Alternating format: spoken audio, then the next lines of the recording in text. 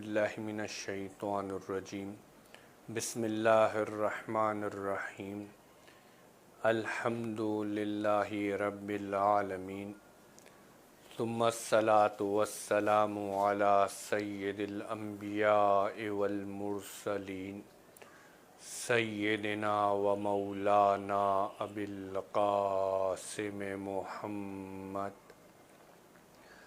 وَأَهْلِ بَيْتِهِ الطَّيِّبِينَ الطَّاهِرِينَ الْمَعْصُومِينَ الْمَظْلُومِينَ الَّذِينَ أَذْهَبَ اللَّهُ عَنْهُمُ الرِّجْسَ وَطَهَّرَهُمْ تَطْهِيرًا أَمَّا بَعْدُ فقد قال اللہ تبارک و تعالی فی کتابہ الحکیم بسم اللہ الرحمن الرحیم وَإِذِ ابْتَلَىٰ إِبْرَاهِيمَ رَبُّهُ بِكَلِمَاتٍ فَأَتَمَّهُنَّ قَالَ إِنِّي جَاعِلُكَ لِلنَّاسِ إِمَامًا قال ومن ذريتي قال لا ينال عهد الظالمين۔ عزیزان گرامی، حیدر ٹی وی کی جانب سے عشرہ محرم الحرام کے حوالے سے دروس ولایت کی ابتدا کی جا رہی ہے۔ ان دروس کے لیے جس موضوع کا انتخاب کیا گیا ہے، جس موضوع کے ذیل میں چند مطالب کو آپ کی خدمت میں پہنچانے کے لیے کوشش کی جائے گی، وہ امامت محمدی اور ابراہیم ہے۔ جناب والا اس موضوع سے وفا کرنے کے لیے، اس موضوع کو آپ کی خدمت میں پہنچانے کے لیے جس آیت کریمہ کا انتخاب کیا، سورہ بقرہ جو کہ قرآن مجید کا دوسرا سورہ ہے، اس کی آیت کریمہ کے جس کا نشان 124 ہے، جو امامت ابراہیم کے بارے میں ہے، جس میں اللہ تبارک و تعالی ارشاد فرما رہا ہے، اے میرے حبیب اس وقت کو یاد کرو کہ جب رب ابراہیم نے ابراہیم کا امتحان لیا اور ابراہیم کامیاب ہو گئے، تو ہم نے کہا ابراہیم اب ہم تمہیں لوگوں کا امام بنانے والے ہیں۔ تو ابراہیم نے سوال کیا کہ معبود اس عہدہ امامت کو میری ذریت میں قرار دے، تو ہم نے کہا ابراہیم ظالمین ہرگز اس عہدہ امامت کو حاصل نہیں کر پائیں گے۔ جناب والا اس آیت کے ذیل میں جس موضوع کو، جس مطلب کو آپ کی خدمت میں پہنچانے کی کوشش کی جائے گی، اس کا خلاصہ یہ ہے کہ امامت ابراہیمی سے امامت محمدی کو سمجھنے کی کوشش کی جائے گی۔ امامت ابراہیمی سے اس امامت محمدی کے وارث کو سمجھنے کی کوشش کی جائے گی کہ جو ابو طالب کا لال علی ابن ابی طالب ہے۔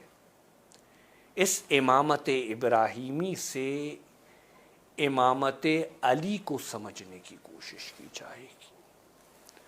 اور واضح سی بات ہے کہ ہم میں سے کون ایسا ہے کہ جو امامت محمدی کا احاطہ کر لے؟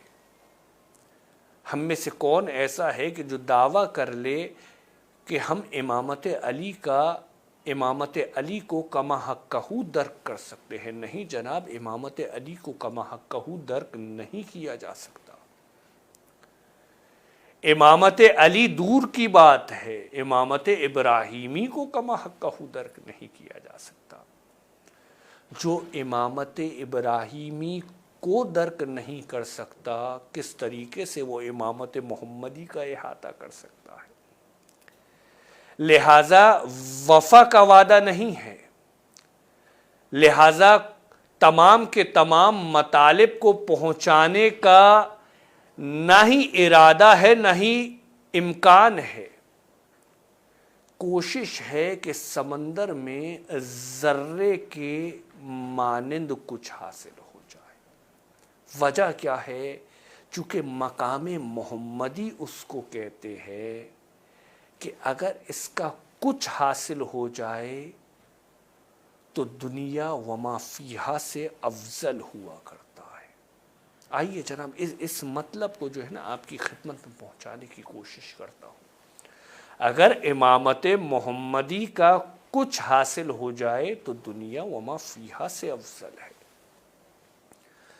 اللہ تبارک و تعالی نے جو اس عالم امکان میں مراتب اتارے ہیں، اللہ تبارک و تعالی نے صاحب کمالات کو کمالات عطا فرمائے ہیں، صاحب درکات کو درکات عطا فرمائے گئے ہیں۔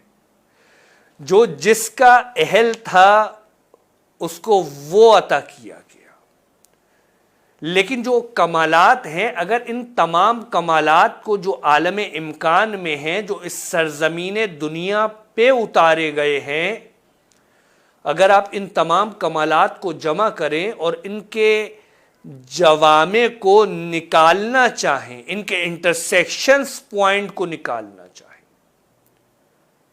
ان کمالات کی تلاش کرنا چاہیں جو افضل ترین کمالات ہیں، تو تاریخ گواہ ہے کہ اس سرزمین دنیا میں 5 ایسے کمالات ہیں جو افضل ترین کمالات ہیں۔ جناب پہلا کمال کیا ہے؟ کمال بندگی ہے۔ دوسرا کمال کمال نبوت ہے، پھر کمال رسالت ہے، پھر کمال خلعت ہے، اور پھر کمال امامت ہے۔ اللہ تبارک و تعالی نے اپنے بندوں کے درمیان یہ 5 بڑے کمالات رکھے ہیں۔ اگر ان کمالات میں سے ہم آپ اور اپنی حدود کو تلاش کرنا چاہیں تو کیا ہم امام بن سکتے ہیں؟ ہرگز نہیں بن سکتے۔ کیا ہمیں رسالت عطا ہو سکتی ہے؟ نہیں ہو سکتی۔ کیا ہمیں نبوت عطا ہو سکتی ہے؟ نہیں ہو سکتی۔ ہماری حد امکان کیا ہے؟ کمال بندگی۔ لہذا ہماری جو معراج ہے، ہمارا جو کمال ہے، وہ ہمارا کمال اتم جو ہے عنوان بندگی کے دائرے میں آتا ہے، عنوان بندگی کے ذیل میں آتا ہے۔ ہم دائرہ بندگی سے تجاوز نہیں کر سکتے۔ اسی وجہ سے اللہ تبارک و تعالی نے کیا فرمایا؟ وَمَا خَلَقْتُ الْجِنَّ وَالْإِنسَ إِلَّا لِيَعْبُدُونِ، کہ ہم نے جنوں اور انسانوں کو اپنی عبادت کے لیے پیدا کیا ہے، ہم نے بندگی کے لیے پیدا کیا ہے۔ ہم نے انسان سے بندگی کا تقاضا چاہا، یہ اور بات ہے۔ وہ محمد کی برابری کر بیٹھا، محمد کی برابری کرنے کی کوشش کرنے لگا، گرچہ کہ بندہ ہی نہیں بن پایا۔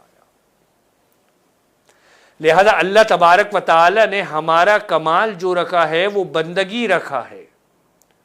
اسی طریقے سے کچھ بندوں نے جب مقام بندگی سے تجاوز کر کے دائرہ نبوت میں داخل ہوئے تو اللہ تبارک و تعالی نے ان کو نبی قرار دیا ہے۔ اور ہماری دینیات میں ان انبیاء کی تعداد کتنی بتائی جاتی ہے؟ 1,24,000 انبیاء ہیں۔ لہذا دائرہ انسانیت میں جو معراج بندگی تک پہنچ کر آگے دائرہ نبوت میں داخل ہو پائے، وہ پوری انسانیت میں سے صرف 1,24,000 انسان تھے کہ جن کو نبی بنایا گیا۔ جناب یہ دائرہ نبوت میں سے جو نبوت کی معراج تک پہنچنے کے بعد دائرہ رسالت میں داخل ہو پائے وہ 1,24,000 میں سے صرف 313 نبی تھے جو رسول بن پائے، اور ان 313 رسولوں میں سے اس دائرہ رسالت میں سے جو معراج رسالت تک پہنچنے کے بعد دائرہ امامت میں داخل ہو پائے، جو اولو العزم پیغمبر بن پائے، وہ صرف 5 تھے۔ کون کون؟ جناب نوح ہے، جناب ابراہیم ہے، جناب موسیٰ ہے، جناب عیسیٰ ہے، محمد مصطفیٰ صلی اللہ علیہ وآلہ وسلم کی ذات ہے۔ لہذا جناب نتیجہ کیا ہے کہ جو دائرہ امامت میں داخل ہے، کیا کبھی دائرہ رسالت والا اس کے برابر ہو سکتا ہے؟ نہیں ہو سکتا، چونکہ جو دائرہ امامت میں داخل ہے وہ رسالت کی معراج تک پہنچنے کے بعد دائرہ امامت میں داخل ہوا ہے۔ جو دائرہ رسالت میں داخل ہے، کیا کبھی دائرہ نبوت والا اس کی برابری کر سکتا ہے؟ نہیں کر سکتا جناب۔ وجہ کیا ہے؟ جو دائرہ رسالت میں داخل ہے وہ معراج نبوت تک پہنچنے کے بعد اس دائرے میں داخل ہوا ہے۔ لہذا اسی تسلسل کے مطابق جو دائرہ نبوت میں داخل ہے، کیا کبھی جو دائرہ بندگی کے ذیل میں داخل ہے، کیا وہ کبھی اس دائرہ نبوت والے کی برابری کر سکتا ہے؟ نہیں کر سکتا۔ وجہ کیا ہے کہ نبی معراج بندگی تک پہنچنے کے بعد دائرہ نبوت میں داخل ہوئے۔ جناب آسان سی بات ہے کہ جب نبی اور رسول محمد مصطفیٰ کی برابری نہیں کر سکتے، جب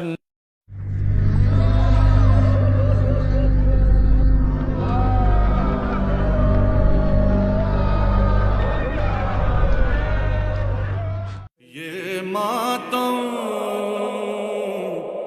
صدا رہے اور